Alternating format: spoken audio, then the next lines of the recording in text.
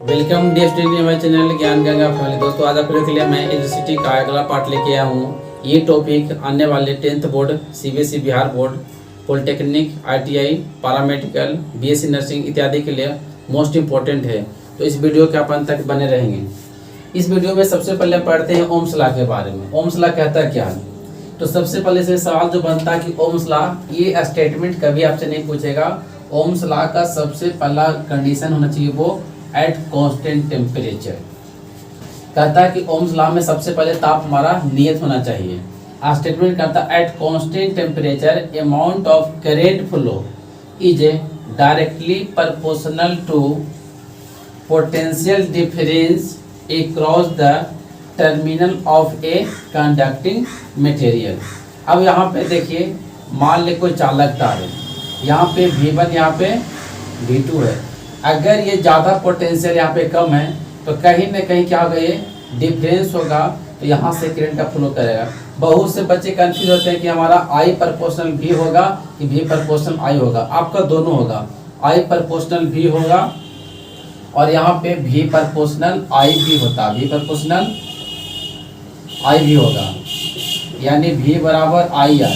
यहाँ पे R आ रहा है, क्या यहाँ पे R आ रहा है। और R अगर आप यहाँ पे वेरिफिकेशन करेंगे आप ओम्स लॉ का, तो वहाँ पे R जो होगा वो आपको स्लोप यानी कि ढाल कहलाता है। क्या कहलाएगा? ये आगे आपका ये स्लोप, इसको हिंदी में लोग ढाल बोलते हैं। अगर ये लेते हैं I प्रोपोर्शनल V, तो I बराबर V बटा R, और यहाँ जो हो जाएगा आपका 1 बटा R, क्या जाएगा ये 1 बटा वो स्लोप हो जाएगा। और R को हम क्या बोलते हैं? प्रोपोर्शनल कांस्टेंट कॉल्ड रेजिस्टेंस, जिसे रेजिस्टेंस कहा जाता है। हैविंग ऐसा यूनिट ओम होता है। रेजिस्टेंस का ऐसा यूनिट ओम होता है। चलिए यहाँ पे अब हिंदी में देख लेते हैं ओम्स लॉ को। कहता है कि नियत ताप पे प्रवाहित होने वाले विद्युत धारा चालक के दोनों सिरों के बीच के विभवांतर के समानुपाती होता है। इसका मतलब ये हो गया कि जैसे जैसे हमारा विभवांतर का वैल्यू बढ़ेगा वैसे वैसे धारा का मान भी बढ़ेगा। यानी पोटेंशियल डिफरेंस बढ़ेगा तो I भी बढ़ेगा, घटेगा तो घटेगा, सेम रेशियो में होगा। यहाँ पे सेकंड टॉपिक पार्ट में हमारा पढ़ने के लिए रेजिस्टेंस। ध्यान रखेंगे यहाँ पे I यहाँ 1 बटा R हो जाएगा, वो I प्रोपोर्शनल V होगा, तब ये भी हमारा स्लोप ढाल ही कहलाएगा।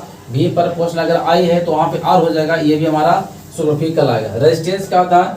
तो रेजिस्टेंस क्या होता है, इसका ऐसे याद रखेंगे, ओम होता है। स्टेटमेंट का definition, it is the property of a material, it is the property of a material by which opposes the flow of electric current and minimize the flow of current। ये कहता है कि हमारा जो प्रतिरोध होता है, किसी भी चालक पदार्थ का गुण होता है जो प्रवाहित होने वाले विद्युत धारा के मान को में कमी लगता है और एक रुकावट डालता है। अब ये रेजिस्टेंस हो गया, इसको दो टाइप से लिखते हैं। एक होता है कैपिटल R, एक होता है स्मॉल R। अगर कैपिटल R कहीं पे आपको लिखा मेंशन हो जाए, ये एक्सटर्नल रेजिस्टेंस यानी कि बाहरी प्रतिरोध होता है। और स्मॉल R का मतलब हो गया इंटरनल रेजिस्टेंस, जिसको हम लोग बोलते हैं आंतरिक प्रतिरोध। और ये जनरली आपका बैटरी सेल वगैरह मिलेगा पढ़ने के लिए। बैटरी या सेल में इसका वैल्यू लगभग 1 ओम से हमारा कम ही होता है। चलिए इसके बाद आता है टॉपिक पढ़ने के लिए तीसरा, factor affecting the resistance. Factor affecting the resistance यानी कि ये रेजिस्टेंस को प्रभावित करने वाला कारक कौन कौन से है। तो हमारे प्रतिरोध को प्रभावित करने वाला 4 कारक है। लेंथ हो गया, क्रॉस सेक्शन एरिया हो गया, टेम्परेचर, और चौथा हो गया नेचर ऑफ मटेरियल। बारी बारी से सारा काम डील कर देते हैं। लेंथ ऑफ कंडक्टिंग मटेरियल, इसका मतलब ये हो गया कि जैसे जैसे लेंथ बढ़ेगा रेजिस्टेंस का मान हमारा वो बढ़ेगा। अगर रेजिस्टेंस लेंथ को दुगना कर दोगे तो रेजिस्टेंस भी आपका दुगना हो जाएगा। सेकंड में कहता है क्रॉस सेक्शनल एरिया के बारे में। तो अगर ये क्रॉस सेक्शनल एरिया क्या होता है, रेजिस्टेंस ये एक दूसरे का रेसिप्रोकल उल्टा होता है। एरिया बढ़ेगा तो रेजिस्टेंस वो घटेगा, एरिया क्या होगा, बढ़ेगा तो रेजिस्टेंस घटेगा, या एरिया घटेगा तो रेजिस्टेंस आपका क्या हो जाएगा, वो बढ़ जाएगा। तीसरा है टेम्परेचर। तीसरा क्या है? टेम्परेचर। ये R2 बराबर R1 into 1 plus alpha delta T होता है। ये जो होता है आपका पॉजिटिव कंडक्टर के लिए। ऐसा क्यों होता है कि जैसे जैसे आप टेम्परेचर बढ़ाओगे कंडक्टिंग मटेरियल के चालक पदार्थ का, वैसे वैसे उसका ताप क्या होगा, वो ताप में वृद्धि होने के साथ उसका प्रतिरोध भी बढ़ेगा। लेकिन इसी का उल्टा होता है कितना, सेमी कंडक्टर यानी कि अर्धचालक के लिए।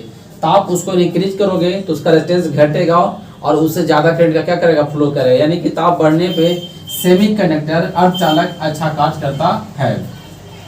अल्फा यहाँ पे इसका पूछ देता है ऐसे यूनिट के बारे में। अल्फा क्या होता है, तो अल्फा को बोलते हैं कोफिशिएंट ऑफ लीनियर एक्सपेंशन, यानी कि इसी को बोल देंगे हिंदी में रेखीय प्रसार गुणांक, रेखीय प्रसार गुणांक। और इसका ऐसे यूनिट होता है प्रति डिग्री सेल्सियस, यानी कि सेल्सियस का इन्वर्स है। चौथा हमारा आता है nature of material. Nature of material, सबसे अच्छा हमारा मटेरियल चालक पदार्थ होता है उसे सिल्वर को माना जाता है। सिल्वर को यहाँ पे आदर्श चालक पदार्थ यानी कि आइडियल कंडक्टिंग मटेरियल माना जाता है। अब ये देखिए इक्वेशन, इसको फर्स्ट माने, इसको क्या मानते हैं, सेकंड। आर आर प्रोपोर्शनल क्या हो जाएगा, ये आपका आर ही हो जाएगा। एल आपका ऊपर था, ए नीचे था। प्रोपोर्शनल को साइन हटाते हैं तो एक नया टर्म आता है रो, इसको क्या पढ़ते हैं, रो। इंग्लिश में लिखते हैं आर एच ओ रो। अब ये हो गया रो, क्या, तो रो को हम लोग बोलते हैं स्पेसिफिक रेजिस्टेंस या रेजिस्टिविटी, जिसको हिंदी बोलते हैं विशिष्ट प्रतिरोध या प्रतिरोधकता। और इसका ऐसे यूनिट 1 ओम होता है। कैसे निकलता है, यहाँ पे देखिए निकाल देता है आगे।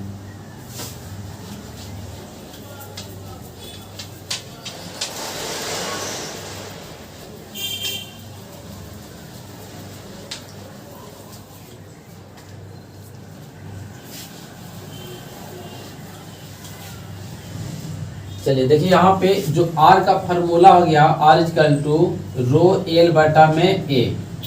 हमें रो चाहिए, रो इजकल टू हो जाएगा R गुना ए बटा में एल। अब यहाँ पे क्या करेंगे, R का वैल्यू जो होता है ओम होता है, एरिया हो जाएगा आपका मीटर स्क्वायर में 1 मीटर, लेंथ हो जाएगा 1 मीटर, 1 मीटर से 1 मीटर वो कर जाएगा, यानी रो का जो वैल्यू हो गया ओम मीटर। और इसी से इसका डिफिनीशन निकल जाता है, यानी कि विशिष्ट प्रतिरोध, विशिष्ट प्रतिरोध उस चालक पदार्थ का प्रतिरोध होता है, उस चालक पदार्थ का प्रतिरोध होता है जिसकी लंबाई 1 मीटर और cross sectional area 1 meter square होता है।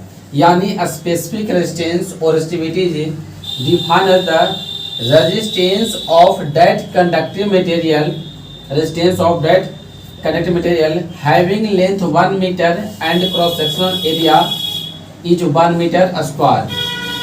फिर एक बार समझेंगे, specific resistance or resistivity is defined as the resistance of that conductive material having length 1 meter and cross sectional area is 1 meter square। यानी यहाँ पे बोल सकते हैं कि विशिष्ट प्रतिरोध उस चालक पदार्थ का प्रतिरोधी होता है जिसका लंबाई 1 मीटर और अनुप्रस्थ क्षेत्रफल 1 मीटर स्क्वायर है। दोस्तों अगर आपको वीडियो अच्छा लगा हो तो लाइक करें, शेयर करें, कमेंट करें। Thanks for watching my video.